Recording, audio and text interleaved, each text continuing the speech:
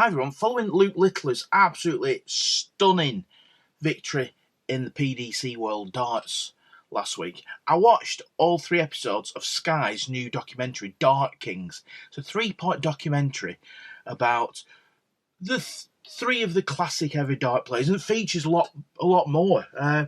Episode 1 is about Eric Bristow, crafty cockney, with what El said was the praying mantis stance. Bristow was huge growing up when I was a kid. Cocky as hell, supremely arrogant, but what a player. And he does talk about his dartitis, and if anybody doesn't know, dartitis is where dart players can't release the dart, which is kind of important. And the second episode talked about Jocky Wilson. Jocky was just this little Scottish ball of energy, probably drunken ball of energy sometime. What a character. It does show the clip on Top of the Pops where Dex's Midnight Runners were miming to the song Jackie Wilson sings, and somebody at the BBC misheard Jackie Wilson sings, so Dex's Midnight Runners are singing along, and there's a picture of old Jocky Wilson in the background. So it talks about Jocky's very harsh upbringing, and he was a street brawler dart player, great player, had some personal demons, but this portrays him in a very warm light. Episode 2, and his interaction with Bristow and others crop up. Dennis Priestley, John Law, Keith Deller, was he called the Rhinestone Cowboy? I can't remember his name. A lot of the PDC pioneers are in this, and obviously episode 3 is about Phil the Power Taylor. It talks when Eric Bristow had his dartitis. He went, you know what? I'm going to sponsor somebody. I'm going to help somebody, and sponsored a local darts player called Phil Taylor, whose 18-19 World Championships he won.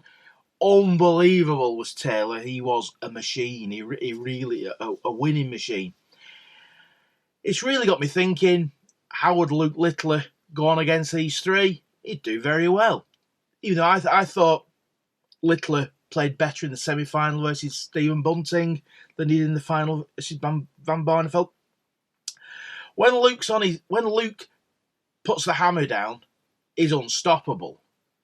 But you see some of this old footage from Bristow, 180 on the 3 darts are beautifully aligned. And what an elegant player Bristow was against Jockey's kind of jerky style. Brilliant. And a really 3-part documentary on Sky. I really enjoyed it. As a darts fan, I enjoyed it, but also as a human story. 3 completely different men from very working class backgrounds, how they made it to the top of this sport. And it's great to see darts flourishing. It really is. You know, Luke Littler, what a talent. Would he beat Taylor? He'd give him a good game. Would he beat Bristow? He'd give him a good game. In the peak, who'd win out the 3? It'd be a hell of a tournament. It really would. It really would. When all 3 are on the game, they're unstoppable. And I think Littler is such a good talent. He's a good role model. He seems like a good kid. He's 17, lives with his mum and dad. You don't see him falling over underage drinking. He seems... And that's the beauty of darts. It's never lost its appeal to ordinary people. I shouldn't really say ordinary people. No people are ordinary. Everybody's special in life. But you see 17-year-old footballers on £150,000 a week, very aloof, not bothered. You see people talking to Luke Littler. He's just a 17-year-old, really working lad with a very special talent, and I wish him well. Is he going to? I really hope he becomes the new Phil Taylor of the sport, and it goes on for years. But we need somebody to challenge him. We really do. It's not. It'd be good to see another Luke Littler crop up, who come through, and I drive. Excuse me. When I'm driving back from the football in Blackburn, St Paul's Working Men's Club, they've built a darts room, and you drive past and there's all these kids throwing away, and it looks a really good setup. And darts is, it's fantastic that young people get involved in darts. It's not the pub pursuit it once was.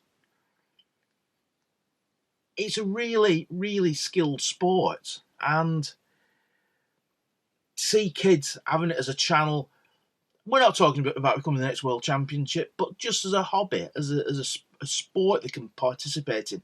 And it's probably the only sport where I can go out, buy a dartboard for, I don't know, 25 quid, a set of darts, cheap set of darts, and train, and become world champion. If I had the talent. Without talent, all this is nonsense. And these guys really train hard. I remember an interview with Phil Taylor once, and he says, after I won the world title, somebody rung me up and he said, "Are you a bit hungover?" He says, "No, I went to bed soon after." "Well, what are you doing? You're world champion." So I'm practicing. So the night after he'd won the world championship, the morning after, Phil Taylor, 9 o'clock, boom, boom, boom, 10 hours a day, practice. And the dedication of these guys. And, people say, "Oh, they're overweight." But the skill levels and concentration levels and physical poise they need is superhuman. Luke Littler is superhuman, I think. I think he's such a talent. And to get something, I don't know, smaller than my little finger and get a little arrow in it, it's just hats off to him. I think it's a brilliant sport. I enjoy playing a bit. I'm no good, but I still enjoy, even though I'm no good, I can still enjoy a game of darts.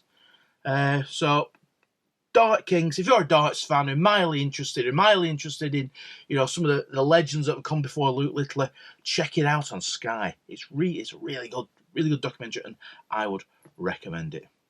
Thanks all for watching, everybody. Hope to see you soon.